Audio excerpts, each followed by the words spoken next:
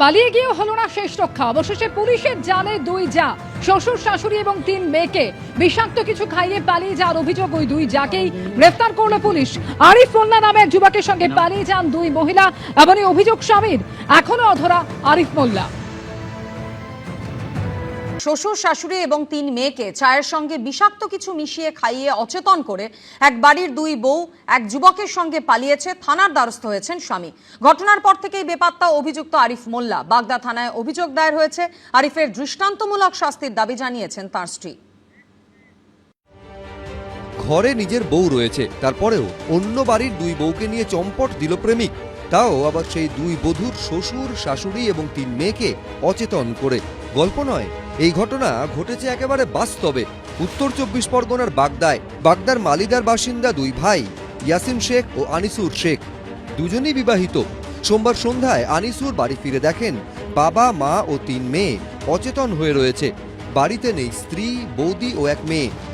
বাড়ি ফেরার পরে দেখি মা বাবা বাচ্চা সবাই সেন্স হারিয়ে ও অজ্ঞান হয়ে শুয়ে আছে। তারপরে আমি ঘরেতে যেয়ে দেখি না বৌদি আছে না দাদা আছে, বউ আছে, কেউ নেই ঘরেতে। তারপরে আমি মা বাবারে কোন ডাকাডাকি করার পরে কোনো সারশুদ্ধ না পেয়ে আমি বাগদা হসপিটালে ভর্তি করি। বিষাক্ত কিছু খাওয়ানো হয়েছে, ওই জন্যে এটা কোনো হুঁশ নেই।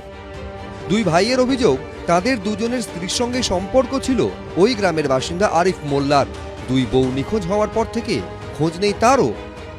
অনেকবার এরকম করেছে, আমার বৌদির সাথে করেছে, আমার বউর সাথেও এরকম করেছে। এই কিছুদিন আগেও আমি ওকে ফিরিয়ে নিয়ে এসেছি আমার বৌদিরে, সে ইউপির থেকে আনার পরে এই 4-5 দিন হলো।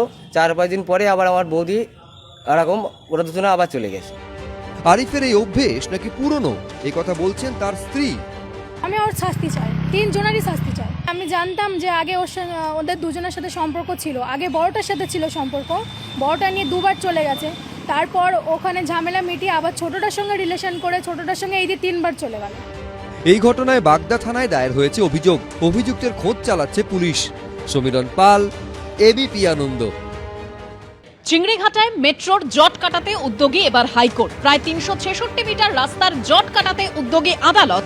মেট্রো, রাজ্য, আরভিএনএল, কেএমডিএ পুলিশকে বৈঠকে বসার নির্দেশ দিয়েছে আদালত। জনস্বার্থের জন্য আলোচনায় বসুন, পরামর্শ আদালতের। কবে আলোচনা জানাতে হবে আগামীকাল। নির্দেশ বিচারপতি সুজয় পালের ডিভিশন বেঞ্চের। শুক্রবার সন্ধে 7টা থেকে শনিবার সকাল 7টা, শনিবার সন্ধে থেকে রবিবার সকাল, রবিবার সন্ধে থেকে সোমবার সকাল। এইভাবে 2 সপ্তাহ কাজ করলেই সমস্যা মিটবে, আদালতে জানালো আরভিএনএল।